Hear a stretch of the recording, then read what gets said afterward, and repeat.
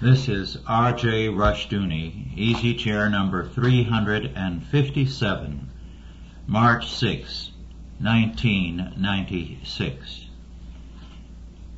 This evening, Douglas Murray, Andrew Sandlin, and Mark Rushdoony and I will begin by discussing the subject of property and society. Some years ago, when I was a student, this would be in the 1930s, I twice heard a sociologist lecture to differing groups. One was a student group, and I've forgotten the nature of the other. He had done a very extensive bit of research on the difference between company towns and towns where people were on their own, working for themselves, either as small businessmen or farmers. And he said that the difference between the two cultures was dramatic. In the company town, very often the company was very generous, very thoughtful, did everything to provide the proper conditions, both housing, often better than people on their own had, recreation, health care, and so on. But in the company town, church-going was low, very much lower than in the town of people who had their own homes or farms where private property prevailed. And so this sociologist's conclusion was, we had better look to private property, the independence and the freedom of the small owners of businesses and farms, or we were going to be in trouble as a country. That everything indicated that the stability of society was far greater and more likely to be found in the freeholder. Now, at that time, his message was not too popular because the trend under the New Deal and Roosevelt was running in the opposite direction, in favor of statism, of federal controls and federal benefits. And it has continued that way. I don't know whatever became of his work. I believe it was published in some learned journal. I believe someone showed me a copy of it once. But what he had called attention to was nothing new.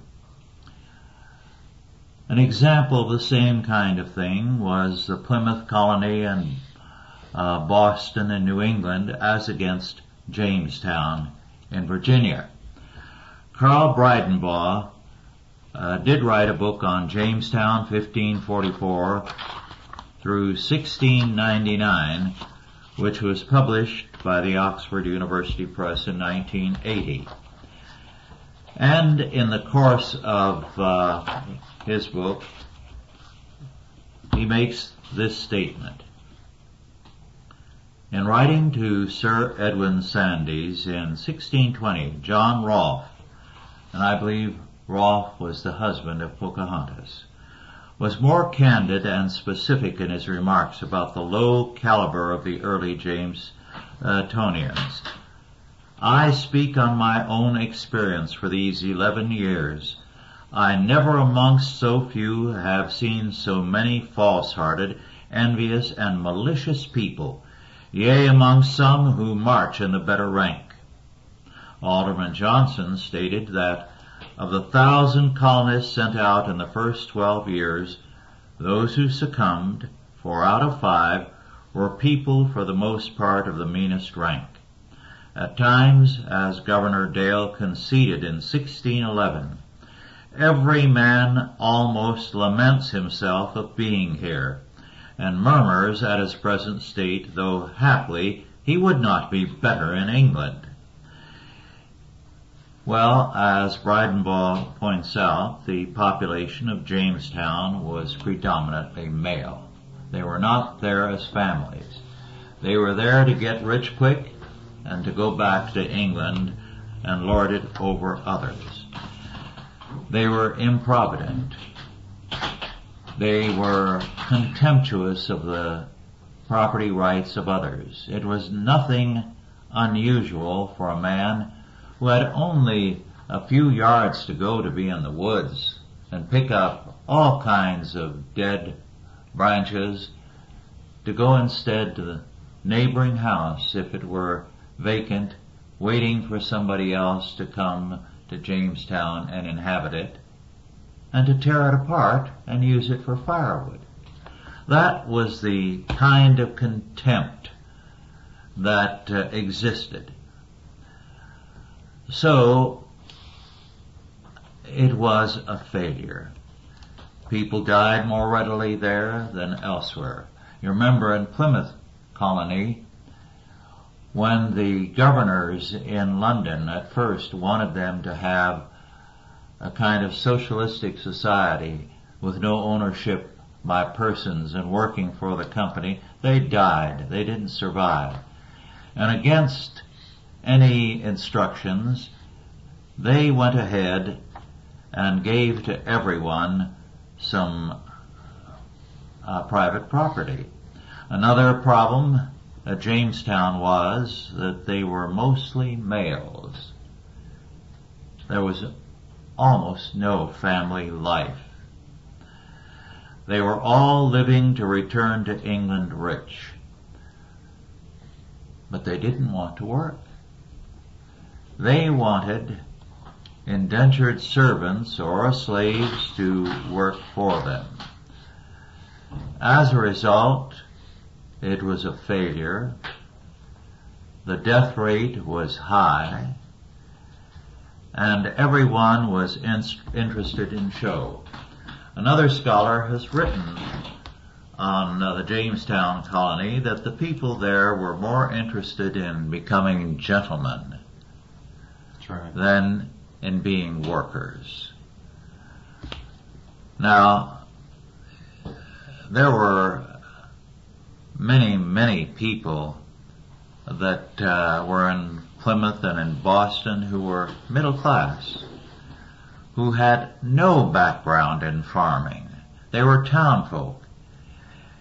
And yet, the minute they had land that was their own, they quickly learned how to work it and to make a profit. So there was a dramatic difference between the Virginia Jamestown colony and the New England colonies. Not until the Scotch-Irish came to Virginia shortly before the War of Independence did the character of things change dramatically. One of the sad facts about Southern history in this country is that it has not been properly written. It has been written as though the South was an area of aristocrats. Well, that's not true. That does an injustice to a large number of people. North Carolina, for example, had quite a number of Scottish settlers, rugged, independent people. They hated slavery, most of them. They wanted no part of it. But too little is written about that element in the South. And you would think that all were plantation owners and aristocrats. But the majority were sturdy, hard-working people. Their history in the making of the South needs to be written, and the South needs to go back and reassess its past. and prize that which should be prized. Well, at any rate, we have a problem today in that everything is being done to destroy the meaning of private ownership. If you start a business or start a farm, you're in very deep trouble. Now, below us, we're up in the hill and mountain country, is the great San Joaquin Valley, one of the two richest areas in the world, an area inhabited by a variety of peoples of different backgrounds, Oriental and European, North and South Europe, and elsewhere. It is the richest farming area in the world. They're hard-working, they are successful, and yet today they face a problem which you may have noticed this week in the Stockton Register. Grape vines are among the most common forms of agricultural product. And yet, they're not allowed now to go out and drill a little hole 6 feet down to break up the soil and then to pop a little piece of a branch to start a new plant there. And a man is currently facing court because environmental groups in Washington are determined that such things cannot be done. Now, this is absurd. They have no evidence that this is bad for the ground. They know that this has been done and is necessary for viniculture, and yet they are moving against it, just as they moved against one Oriental farmer because in the course of disking his field he supposedly killed a kangaroo rat. And that is supposed to be an endangered species. Well, I wish all rats were endangered species. At any rate, he was taken to jail and he's facing a very, very prohibitive and long battle to keep from losing everything he has. And he may wind up losing it because of the cost of the battle. This is the kind of thing that today is destroying property. And it is destroying, therefore, freedom and the character of the family. Well, with that introduction, Douglas, you're very well versed in this area. Why don't you... Well, what you're describing is a new form of slavery unique to the United States. Property, in effect, has already been confiscated 100% through taxation, plus Yes. the fact you cannot pass it on intergenerationally. So you have a situation where after a generation or two of development of a winery or a farming operation, if they're successful, they're punished by not being able to pass it on to the Yes. heirs, who are the only ones who are perhaps uniquely qualified to operate that farming operation because of their experience with it and the information that's been handed down to them by their parents and grandparents. And the government destroys that productivity by interrupting the chain of title through the estate tax. And in the vast majority of cases, the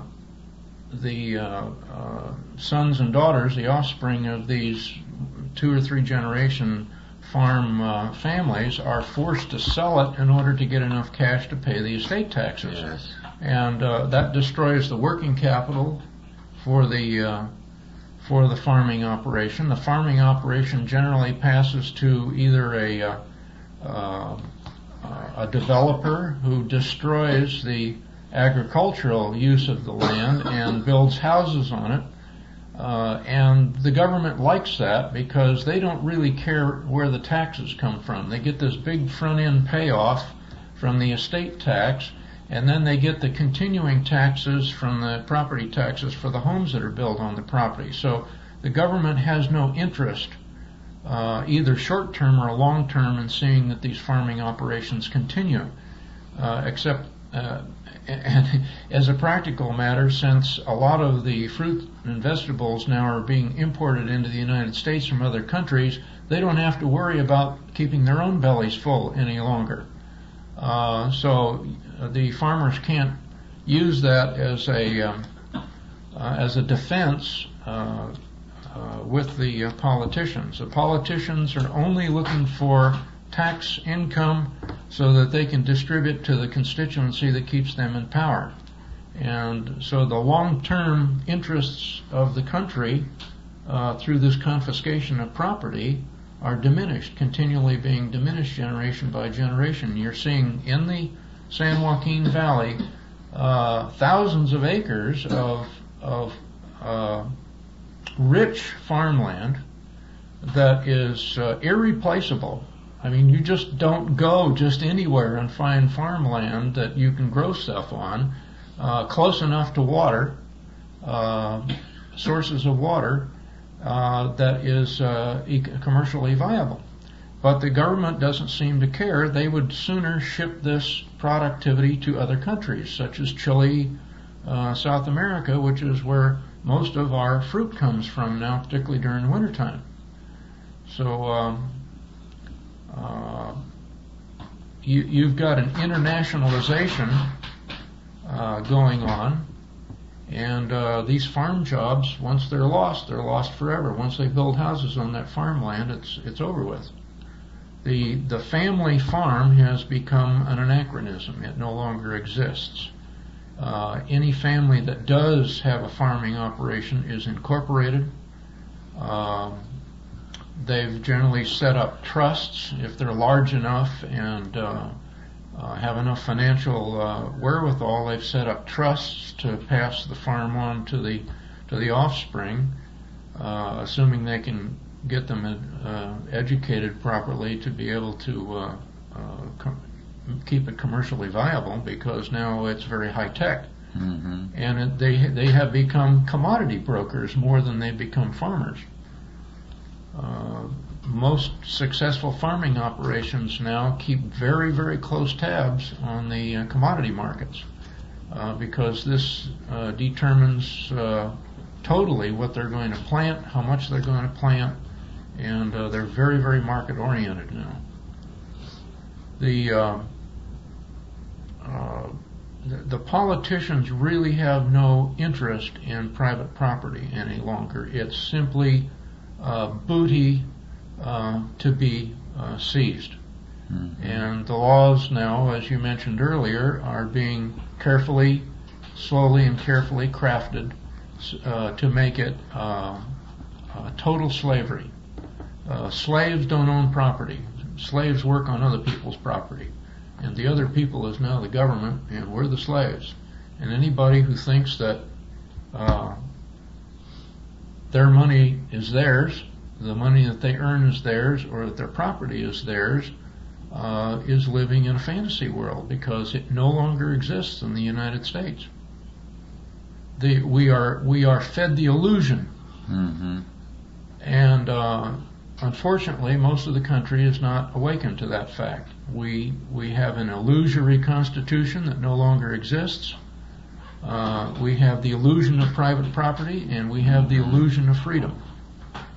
And people just haven't awakened from the dream.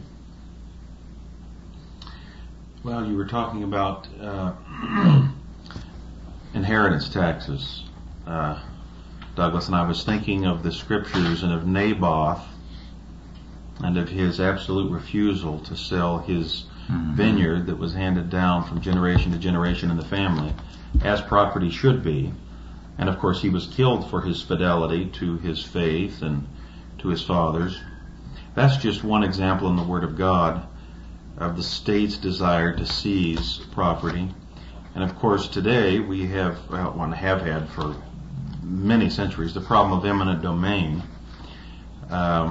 Rush was mentioning before the taping, I think just a couple of days before this taping, the Supreme Court arrived at a decision that the state may seize particular property used in the commission of a crime, whether that property is owned by an individual who committed the crime or not. And of course, I remember several years ago in Ohio there was the seizure law regarding automobiles. And any excuse will do. Any excuse will do. That's precisely correct. And a state that does that, well, property is a religious phenomenon. The Bible says the earth is the Lord's and the fullness thereof. Mm-hmm. So any entity that attempts to seize property summarily in that way is really claiming to be God walking the earth. And that's what we have today in the modern state. There's much more we can say, but I'll let it go there right now. Well, the custodianship is not with the individual. The property isn't going to be used for the right purpose. And we talked about Jamestown. The colonies that were planned from Europe were notoriously poorly managed. There wasn't only the time lag, but they tried to impose a system that sounded good to the planners, but that in reality didn't work out. And when men weren't free to pursue their own interests and their own well-being and to develop property on their own, the colonies didn't thrive. The Carolinas, I believe it were set up in a grand feudal system that never worked. It was an attempt to institute a feudal type system in New York.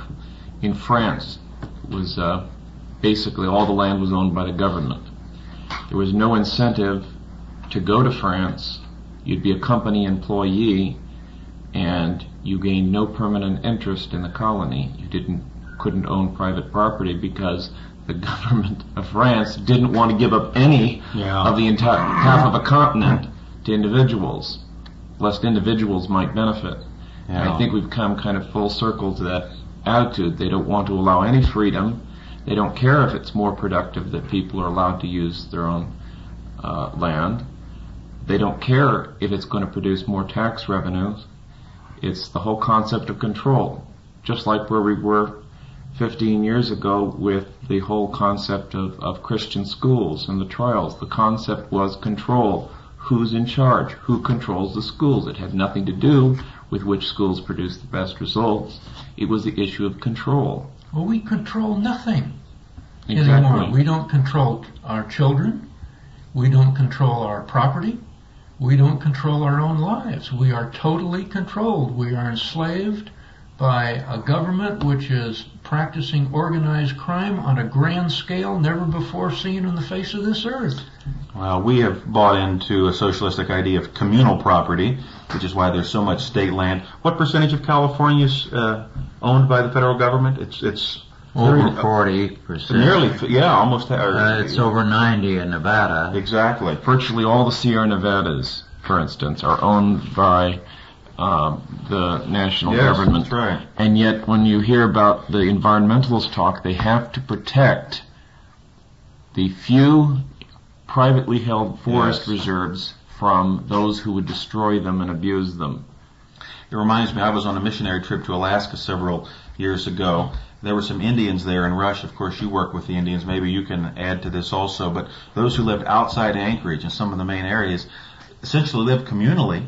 And if they wanted something, they would just go in somebody else's house and take it. And then when they moved into Anchorage or Kenai or elsewhere and they did that, of course, they'd be grabbed up and thrown in jail. But that whole concept is unfortunately, the idea at least, is really seeping into our culture. That the state owns this and private property is really, really under assault. And it's a religious tactic by people who are at war with God. Well, the environmentalists really have become the shock troops, or sort of the Marines of the world socialist movement.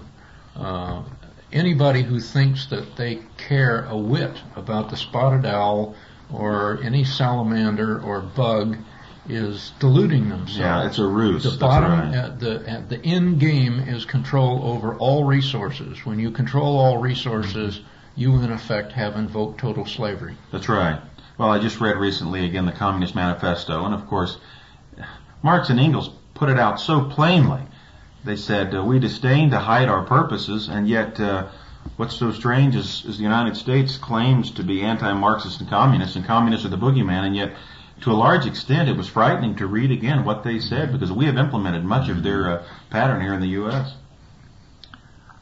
Although we've taken the fascist model of allowing private ownership, yet no private control. Mussolini, yeah. Yes, you can own the property, but we'll tell you what to do with it. Name only, yeah. You pay for the privilege of calling it yours. There are some lights on the horizon, though, as we speak. Patrick Buchanan is, and we're not endorsing any particular candidate, but it's good to see that in his particular candidacy that people are wanting to take back property and that sort of thing. And I think there is a reaction against this darkness that we're talking about, although we've certainly got a long way to go. And I think that there's a built-in limitation of, even though technically we can't control our property, the powers that be are limited by their ability to implement their own controls. And they are sporadic. You know, politicians can't tell you what's good for you. People have to understand what's good for themselves. If they don't understand what God's plan is for people, all of the pronouncements by politicians in the world aren't going to amount to a hill of beans. There's no man on a white horse that's going to ride in to save us. Not a mortal man, anyway. Well, that's why socialism doesn't work, because you can't predict the market, you can't predict individual decisions. It always fails. It must always fail, because a top-down system in the economy just doesn't work. You can't take into account individual decisions in the market. This country, as far as looking at the body politic, is probably one of the most ignorant, economically ignorant people on the face of this earth. They don't understand how the free market system works. They don't understand free market enterprise. They don't understand proprietorship. And now they don't even understand ownership. Yeah, and that can be seen, and there's a problem, and constantly the answer is, well, what can the state do? It's never what can individual private citizens do. Yeah. It's obvious there's a problem, so, well, obviously the state has to take care of it. They can't even think in other terms. People have been brainwashed to the extent that they can't think any other way. That's the problem. They've been conditioned to think that way. They have been conditioned from preschool, before even kindergarten. That's right. They are propagandized from the age of about 3 years old on. So they don't know anything else. That's right. Well, one of the things I've tried to stress year in and year out to groups as well as to reporters is that we at Chalcedon do not believe in the state or the church or a select group of men running the world or the country. That for us the basic government is self-government. Yes, amen. And that bewilders them. Well, how will you keep things from falling apart if the state is not running things? They're so used to thinking in terms of statism that it baffles them that anyone can conceive of a social order in which the state is a minor factor. And they sometimes are ready to think I'm an anarchist. Yeah. But limitations on the state are really inconceivable to them, because the state has replaced God in their thinking. Their opposition to your point of view only shows how far the mindset has gone in the mind of the people. They can't even conceive of an alternative to statism. I'd like to bring out another aspect of this problem. Earlier I did stress the importance of property in the whole fabric of a responsible society. But I'd like to go back behind that. It was John Locke who, with his treatises on civil government, brought about the priority of property in a social order. In part, he reflected his Puritan family background, but in part he reflected the Enlightenment, because what he did was to take away priority from God and place it on the human scene in the form of property. And the culmination of that development regarding property purely humanistically was Karl Marx. Because with Karl Marx, the maximum utility of property came about with its socialization. So if you separate property from God and His law and thou shalt not steal and stewardship, you've destroyed ultimately the basis of property, because if you begin with property, it's easy for men to come along and say, you've created a monster society with all the emphasis on land and things and money. So what good is your society? It is dehumanizing.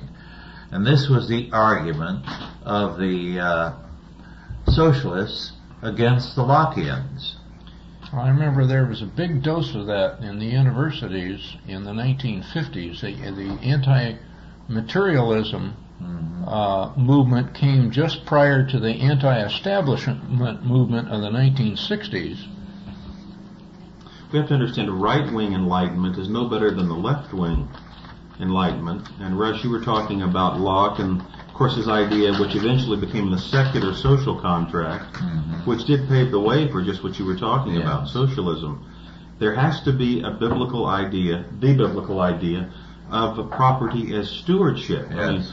I mean, we speak of private property, of course, in the human sphere, and it's right to do so. But property belongs to God, and He's given it to individuals to steward for Him.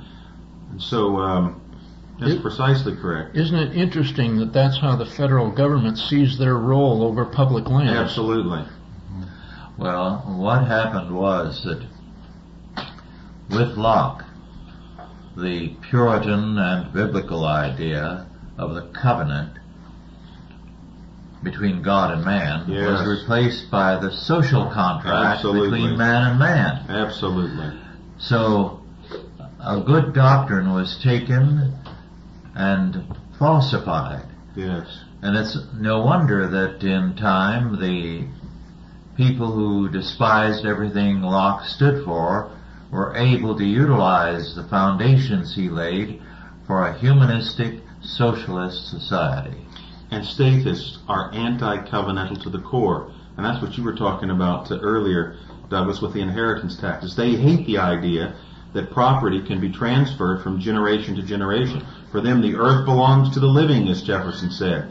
And boy, that point was well made in a book, and I just can't remember the title, Origins of American Radicalism. I think Princeton published it, and I can't remember the author, but he pointed out that very thing, Rush, the progression. But they're anti-covenantalists. They believe you have to be reinventing ownership of property every generation. And that's why they have the inheritance taxes. They hate the covenant. They hate the idea that godly people would hand down property and other things from generation to generation and exercise dominion. That's what they despise. Well, the government's got to get their cut. You know, they always step in for the broker fee. They have in each generation, between each generation, they have to reestablish their primacy by taking a cut of the proceeds. Well, they in their heart are anti-dominionists, or they want to take their own dominion. That's why they have to assault property, because God has given the promises in Deuteronomy and elsewhere that His people, if they're obedient, will exercise extensive dominion, including dominion over property. And will you will steward it well and operate with it wisely? Well, they have to tax the property so that doesn't happen. Ultimately, the war against property is the war against God, because God is the owner of all property. Well, nowadays, small business people are confronted with federal income tax, state income tax. They pay a tax on a license simply for the privilege of operating a business. What percentage of the income, is it nearly 50 now? That's, if you count up all of the taxes, it's nearly 40? 48.5 by last count and rising. That is just unconscionable. You have to pay a tax in the form of a business license tax. Then you're taxed on the tools of production, hand tools, equipment, Absolutely. and so forth. Plus the hidden taxes. You are an unpaid tax collector, Yeah. and therefore taxed further. You're taxed by virtue of inflation. Anything that you acquire evaporates before you get a chance to spend it. That's right. And nowadays, the definition of being successful in business is that you retain just enough money to keep from starving to death, but you never make enough to be prosperous. That is no capitalization. That's right. And if you're self-employed, I think, Douglas, isn't it even worse, because you have to, particularly in the case of the Social Security, aren't you sort of doubly penalized? You have to keep out both portions, what the employer would pay. Well, plus your certainly. own. Sure. Yeah. Which really is a drag on entrepreneurs who are self-employed. It soaks up the working capital at such a rate that it's extremely difficult to grow a business. Yeah. And I suspect that this may be done hand in hand because the banks, love to loan money to businesses. The Small Business Administration loves to loan money to businesses, and they don't care if they fail, because they know there'll be another fresh crop that they can loan money to, and they create slavery. There's another point I was thinking of, Rush, Richard Weaver's book, Ideas Have Consequences. I haven't read it for several years, but he has a chapter in there on property, and he laments the idea of property, getting away from the tangential,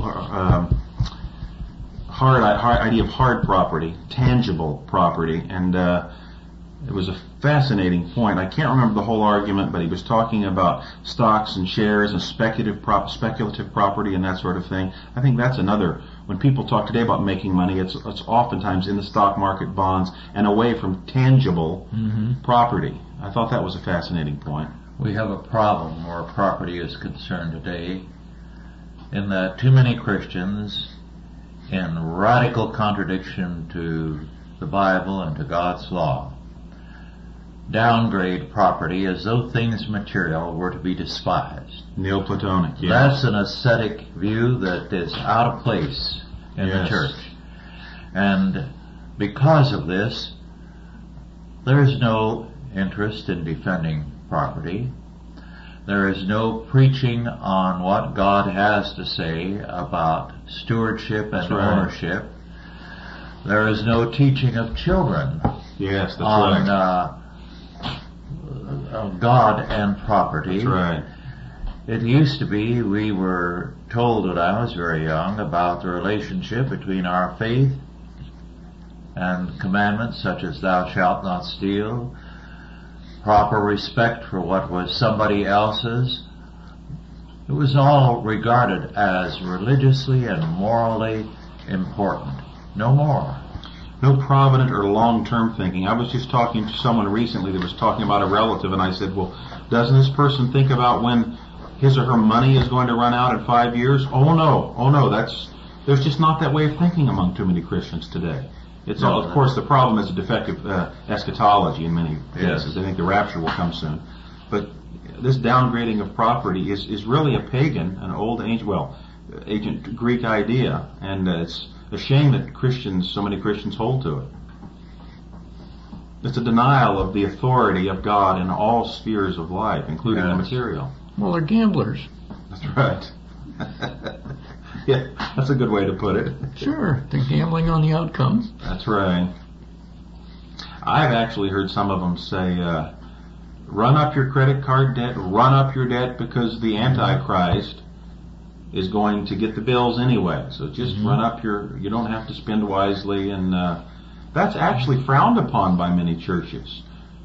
If I were to go into some of those churches and preach a sermon on the problem of debt or provident use of property, they would say, well, that's not spiritual. That's not inspirational.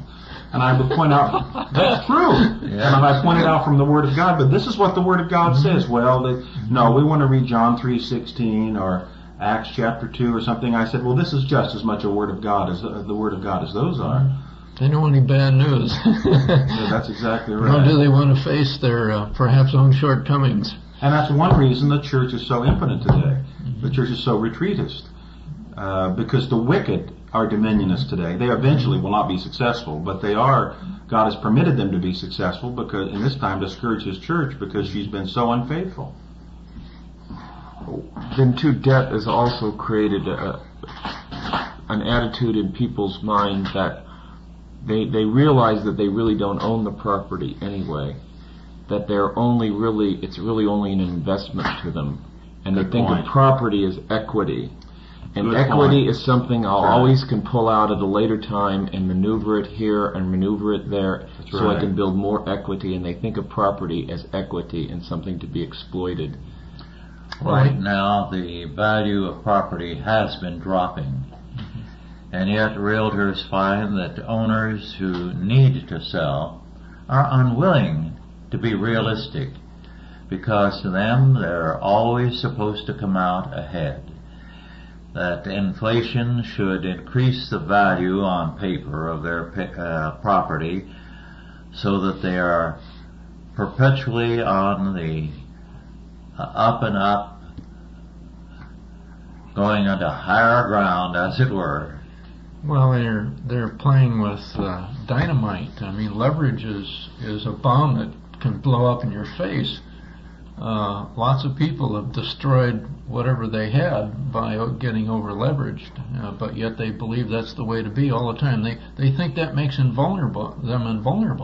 In fact, a lot of companies during the 1980s leveraged themselves to the hilt, got so far in debt so that they couldn't be taken over during the leverage buyout and merger mania of the 1980s.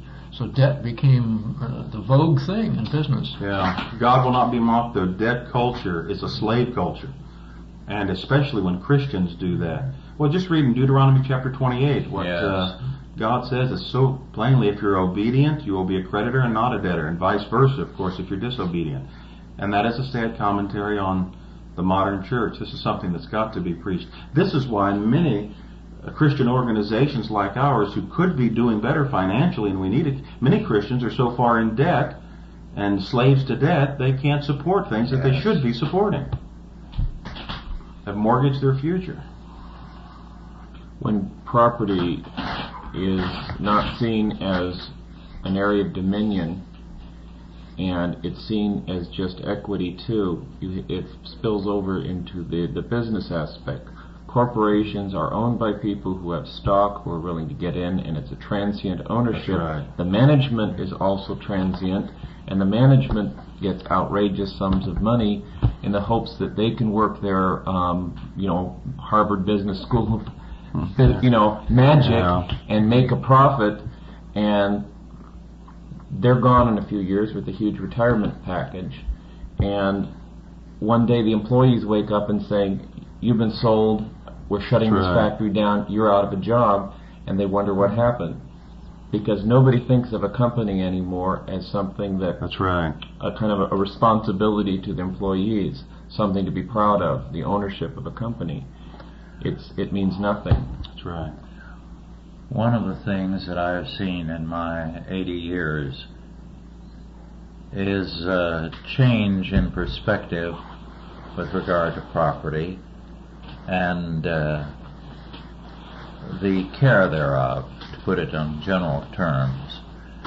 In the 20s and 30s, people were very careful not to trash up their place. Those were years when people lived, as compared to today, poorly. But I think there would have been quite a hue and cry in any neighborhood I lived at that time if any one of us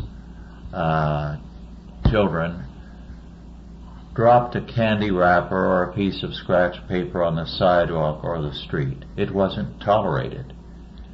It was regarded really as a sin. Well, Europeans have always considered Americans trashy. They come over here and they see trash along the side of the highway. what little traveling I did in Europe in the 1950s, and this is, right after the war when people were still kind of reeling and trying to get back on their feet, you never found a scrap of paper anywhere. I traveled in Italy and Austria and France and Germany. You didn't see a cigarette butt, nothing alongside in a railway station or alongside the road. You never saw a scrap of paper blowing in the wind. I mean, it was almost eerie. It's like the illusion that they try to create at Disneyland. They have this army of gnomes that go out in the middle of the night and clean up the garbage that people drop during the day. You mentioned earlier, Rush, about the improvidence of the men in Jamestown who would go next door, and I was thinking about the parallel to public housing. Yes. In this country, where people have no ownership in something, they don't take care of it. And if you want a classic example, you just take a look at any public housing project anywhere in this country. Absolutely. And the stark contrast is unavoidable. The only ones that have ever been a success are the ones that they turn over to the owners and say, "It's yours now. Do something with it." Government. And then they run out the trash. Then they run out the people who destroy it. That's right. Well, maybe government should give up more often. Absolutely. What I've found in my own experience and studies is that one of the worst things that can happen to a people is war. Now, granted, there are times, not many, but there are times when men have to go to war. Mm-hmm. But what happens when you go to war? Well, I saw it with World War II. In effect, we were throwing away tens of thousands, hundreds of thousands of young lives. That's right. And we created a throwaway culture. I recall, after we went to war, seeing with a shock how much paper trash there would be on the streets and roadsides. Mm-hmm. It was suddenly a different mentality. It was as though, let us eat, drink, and be merry, for tomorrow we die. So what's some trash on the sidewalk or on a country road? And at least the environmental movement has in part led to the cleanup of that kind of trash. But I don't think it's properly motivated. No. We have to get back to a religious respect for the earth. And I find it particularly noteworthy that Geneva and Switzerland, because of the influence of Calvin, stand out because of the emphasis on cleanliness, on avoiding trashing up anything, that so marks the people there. And in Germany, we forget that the Black Forest is a creation of Lutheranism. The Black Forest has, in different times in history when they've had extreme cold, virtually disappeared and has been replanted. And Lutheranism in particular stressed the reforestation of various areas of Germany with dramatic results. And that's an aspect of our Christian heritage we do need to recognize and stress. In this country, the problem is that too much of it, this kind of emphasis, has come from the left, yes, and not from Christians, and they're too prone to exaggerate. You can go back to 1860 and 70 and you find people saying that in another 10 or 20 years the forests of America are all going to disappear.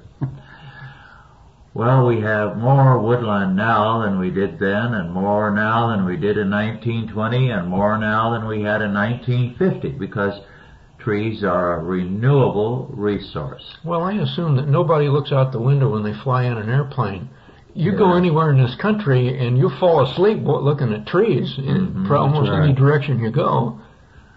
Except in the Plain States, and the Plain States were stripped of trees by the buffalo. The buffalo would come down from Canada in huge herds of 100,000 each herd, 6, 8, or more herds. Nothing would live when they got through. Not a tree would be left standing. Well, look at what the elephants do to the forests in Africa. Yes, they're destroying portions of Africa because we've talked so long about how the elephant has to be saved, and now they're in great numbers. They still claim that they're disappearing, but they're destroying the forests. Well, the elephants are dying for lack of food. But in this country, we've not been as responsible, even though right now we're a more Christian country than any in Europe. But they have had a long tradition of Lutheranism and Calvinism insisting on the proper care of God's creation. Well, we have a throwaway culture today. One reason for that is because products tend to be made a lot more cheaply, as you well know, than the rest, as you know, both of you, than they were a number of years ago. Things are made, more disposable things are made, and therefore people tend not to take care of those things. That's also a short-term indication of short-term thinking rather than long-term thinking. Human beings, children, have become disposable. Absolutely. I know it hurt me when I first realized that when Cal Seaton's adding machine needed replacing or needed repairs, that it was cheaper to replace it. They no longer repaired adding machines. I don't know whether they even use adding machines much now with the computers and all. Let me tell you something else that I'm associated with in the electronics industry. When I first started out 45 years ago in electronics, the National Manufacturers Association in electronics mandated that in order to be a member in good standing, you had to provide parts, replacement parts for any product that you put on the market for a minimum of 7 years. Today you don't find that. That would be laughable today. You can't even find the company, much less the parts. You know, they'll give you an 800 number, and you call up the 800 number that's on the warranty card, and it's been disconnected, and there's no forwarding number. So it's totally disposable. There is no. They do the very minimum to create the illusion that there's a warranty in the product, but when it comes down to getting something fixed, the joke's on you. Even the so-called classification, durable goods, I say, where are they? Yeah, right. Durable goods. Name on it, yeah. That's right. Yes, when my brother reached junior high age, he began to sell magazines. In those days, the Saturday Evening Post was sold I did that. Street corners by newsboys. And he saved enough to buy my mother a good refrigerator, which lasted her virtually her lifetime. And now that is almost unheard of. It was a heavy thing. Now they're much lighter weight. Well, they discovered engineered obsolescence or designed obsolescence as being the key to consumerism. The famous story in industry about the Hoover vacuum cleaner that was built so well that it put the company out of business, and that was a lesson that was not lost on a lot of manufacturing firms in this country. So they begin to teach in the universities engineering students how to scientifically design products where everything would break at the same time. They do life tests on every component in automobiles, etc., and they can tell you practically to the hour when a generator or a starter or something else is going to fail in an automobile. They know exactly what their replacement parts profits are going to be if a car even lasts that long, to the point where anybody wants to fix it, because they're not not very many people take care of an automobile anymore. They don't intend to keep it any longer than about 3 years. That's about the point where you get between 70 and 100,000 miles on it, and it needs a major engine overhaul, so they get rid of it. And the manufacturers know that. You know, another factor I should mention quickly is inflation is a disincentive to be provident. Yes. Why put money in the bank when the currency will be inflated and it's not going to be worth anything? Yes. Inflation is stealing, and it's, of course, that's another assault on property. In Only the government benefits from inflation. That's right. Since they are the ones that have the primary incentive, it's logical to assume that they're the ones who create it. That's right, and they're thieves. Yes, I can remember when I was given a present which in its day was better than half a month's salary for the best paid California school teachers. I was given a war bond as a present. And I suddenly realized a little after the war that it wasn't even a fifth or a sixth of a month's salary. So I cashed it in. I had grown up with gold and silver, and now suddenly you had money that was great at depreciating. Well, does anyone have a last comment or two to make before we conclude our session? Well, my comment is that people had better learn what property really is, God's definition of what property really is. And they had better learn that paper money is worthless, and there's a big awakening, I think, right around the corner. The news is saying that people are plunging paper dollars into the stock market at an unprecedented rate. They're setting new records every week, and that historically has been the telltale sign of a big blow-off. Yeah. And people are going to lose their shirt. I shall never forget, and I'll close with this missionary in China, when the old Kuomintang collapsed, describing the scene in downtown Shanghai as rich Chinese went from place to place with baskets full of their wealth, paper money, and it was now worthless.